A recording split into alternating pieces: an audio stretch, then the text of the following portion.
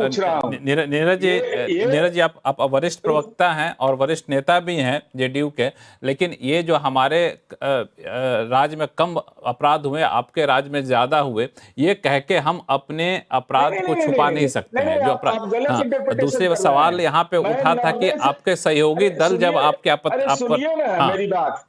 अरे 90 हाँ से 2005 नहीं बोल रहे हैं। आप कैसे कह रहे हैं? मैं कह रहा हूं कि जब तेजस्वी जी राज्य के डिप्टी सीएम थे, उस समय अपराध की घटना हुई, राजवल्लभ यादव की गिरफ्तारी हुई, शहाबुद्दीन की गिरफ्तारी हुई, तो तेजस्वी जी ने कहा कानून अपना काम कर रहा है। आज जब विपक्ष में आ गए, रीतलाल यादव कोई मठ के महंत नहीं है, कहे आप आपने कहा कि विपक्ष के नेता को साजिश के तौर पर फंसाया जा रहा है। मैंने असली पोस्टर दिखाया आपको कि इकोनॉमिक ऑफेंस का आरोपी देव जेल में बंद, और उसको टिकट दिया गया कोडरमा से और हथकड़ी लगा हुआ। अब बगल में तेजस्वी जी भाषण दे रहे हैं कि हमारे उम्मीदवार हैं, इनको वोट दीजिए। मैं यह कह रहा हूं। कंचन आपसे मैं इस पे जवाब लूंगा। नीरज जी, ऐसा करते हैं कि दो लोग हैं, तोहिन सिन्हा जी हैं और नीरज मिश्रा जी हैं, दोनों से भी बातचीत करूंगा, लेकिन हर्षवर्धन जी कुछ बोलना चाह रहे थे, इशारा कर रहे थे। हर्षवर्धन जी। नहीं लक्ष्मण जी, वैसे तो मैं बीच में बोलता नहीं हूँ, आप जानते हैं बारी आने पे, लेकिन मुझे आज बड़ा दुख भी हो रहा है और आश्चर्य भी हो रहा है। जनता दल यूनाइटेड के बहुत वरिष्ठ नेता हैं, वरिष्ठ प्रवक्ता हैं, वो कह रहे हैं कि उप मुख्यमंत्री रहते हुए जो उस वक्त हुआ था उसकी जिम्मेदारी तेजस्वी जी लेंगे। कौन था मुख्यमंत्री उस वक्त? भाजपा के साथ भी आप मुख्यमंत्री रहे, राष्ट्रीय जनता दल के साथ भी आप मुख्यमंत्री रहे, और इसमें बहुत गुणगान हम लोगों ने किया ना कि नीतीश कुमार जी सुशासन बाबू ऐसे थोड़ी नहीं कहे गए। जिसको आप लोग जंगल राज कहते थे, जो बिहार के लोग वहां से भागे, जो कुछ भी हुआ उसके बाद ही नहीं ये बना। लेकिन अगर लगातार हत्याएं हो रही हैं, और नीरज जी आपके पीछे नीतीश जी की फोटो लगी है, नीतीश जी का कोई बयान हो तो जरा अपने मोबाइल में दिखा दीजिए। इन घटनाओं पर नीतीश जी का अभी क्या बयान है, क्या उनकी प्रतिक्रिया है, जरा उसको दिखा दीजिए।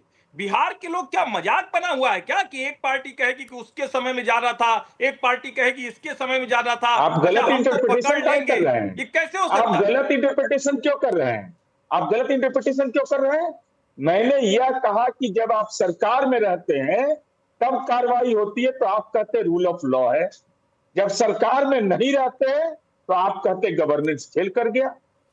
घुमाइए नहीं बात को। मैंने पूरे पहले मैंने जो बोला है सुनिए ना, अब अपनी बात मुझे कहने दीजिए ना। मैं कह रहा हूं कि मैंने यह कहा, चलिए नेता है आप इसीलिए मैंने आपको, चलिए नहीं नेता नहीं, आप पत्रकार हैं तो ऐसा मत परसेप्शन बना दीजिए। मैं एक एक केस का बता दूंगा। अभी आरा की बोली है ना केस, मेरे पास देखिए, आप बोल लीजिए तो मैं फिर पूछता हूं। चलिए नालंदा का मैं एक का कागजात बता दूंगा। पूर्णिया का जो डाइन होने के बारे में मैं कहिए तो उसमें कौन कौन लोग गिरफ्तार हुए वो भी बता दूंगा। ऐसा नहीं कि हम बिना होमवर्क किए नहीं बोलते। हमारा कहना यह है कि गवर्नेंस सरकार में आप रहिए, हमारी जिम्मेवारी बनती है, लेकिन ऐसा नहीं करिए कि आप उसको प्रमोट करिए। अपोजिशन में आने के बाद ये अपराध नहीं करना चाहिए। राजू, हमारी पार्टी में अगर अपराधी कोई एमएलए था बैकग्राउंड का, गलत किया तो जेल भेज दिए। कहीं कोई भी इसमें कोई कंसेशन नहीं दिया गया है। किसी आदमी को कोई कह दे कि कोई किसी को मरुवत दिया गया है। एक अपराधी का नाम बताइए, नाम बता दीजिए। हर्षवर्धन जी संक्षिप्त में अपनी बात रखिए, फिर दो प्रवक्ता हमारे साथ इंतजार कर रहे हैं। नीरज जी, फिर मैं आपसे वही सवाल पूछ रहा हूं, आपको इसीलिए तो लाया गया था ना। आप कागज लेके बैठे दिखा रहे हैं इसका ये मसला, इसका ये मसला। क्या हुआ? गोपाल खेमका की हत्या किसने थी? चलिए आप बता दीजिए। अगर आप बता देंगे और कह देंगे कि पकड़ लिया तो मैं स्वीकार कर मैं बता रहा हूं। अरे साथ रहिए, मैं बता रहा हूं। उनके बेटा का भी बता दूंगा। तेजस्वी यादव ने क्या कहा, उनके बेटा के मामले में किसी की गिरफ्तारी नहीं हुई है। अननोन एफआईआर था, 4 लोगों की गिरफ्तारी हुई। उसका कई नाम आइए है, गोपाल खेमका के मामले में जो एफआईआर हुआ सो, और उसमें नाम बता देते हैं, ऐसे ही बोलते हैं। अभिषेक कुमार मुखमस्तु मैं बता रहा हूं कि मारा गया। राहुल आनंद, अरुण कुमार सिंह और आनंद कुमार, ये 4 एक्यूज थे, उसमें FIR अननोन किया था गोपाल खेमका जी ने, पुलिस ने उसको गिरफ्तार किया। चलिए अभी जो कल का मामला परसों का, जी जेल के बाहर है, एक गया दुनिया से विदा हुआ, एक दुनिया से चला गया। ऐसा करते इतना डिटेल में जाएंगे तो थोड़ा सा हम बाकी वक्ताओं को बोलने देते, फिर आप लोगों को गोपाल खेमका के हत्यारे पकड़े नहीं गए, गोपाल खेमका के हत्यारे पकड़े नहीं गए, अगर पकड़े गए हो तो बताएं। अगर पकड़े जाएंगे तो आप पत्रकारिता छोड़ दीजिएगा। मैं छोड़ क्यों दूंगा, आपकी प्रशंसा करूंगा। 24 अगर आपका कानून व्यवस्था ठीक हो जाएगा, मैं बोल रहा हूं 24 घंटे के अंदर अगर रिपोर्ट नहीं आई तब आप हमको बोलिएगा।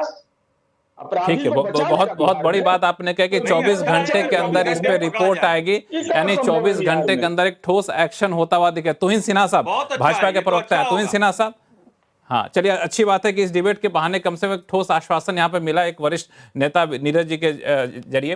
तुहिन सिन्हा साहब, आप कैसे इन सारी चीजों को देख रहे हैं? चुनाव से पहले इस तरह का माहौल बनना बिहार में थोड़ा सा आप लोगों को ही परेशान कर रहा है क्या? क्योंकि आपके ही सहयोगी दल के नेता का बयान आपने सुना भी, जो वाजिब सा बयान था कि थोड़ी परेशानी करती जब इस तरह से विपक्ष ऐसे घटनाओं को लेकर हमलावर होता है और ये परसेप्शन जाता है। तो नमस्ते लक्ष्मण जी, सबको नमस्ते। देखिए, कोई भी एक भी हत्या अगर होती है वहां पर तो निश्चित रूप से चिंता का विषय है, और ये कोई डिनाई नहीं कर सकता है कि पिछले कुछ हफ्तों में कुछ वारदातें हुई हैं जो कि अत्यंत चिंताजनक है, और इस पर कार्रवाई होगी। लेकिन आरजेडी का कोई नैतिक अधिकार नहीं है कि बार बार इस चीज को उठाए और कोसे, क्योंकि कल भी हमने देखा किस प्रकार से तेजस्वी यादव जय जयकार कर रहे हैं मोहम्मद शहाबुद्दीन का। आज की पीढ़ी को याद दिला दूं, मोहम्मद शहाबुद्दीन कौन थे? 1990 के दशक में वो सबसे बड़े गुंडे थे बिहार के, और गुंडे बिहार के ही नहीं थे। एक समय ऐसा था जब, आज भी वो आर्टिकल जो है ऑनलाइन आपको मिल जाएंगे, उनके तार सीधे सीधे पाकिस्तान के ISI तक पाए गए थे, और वो आरजेडी के सांसद थे।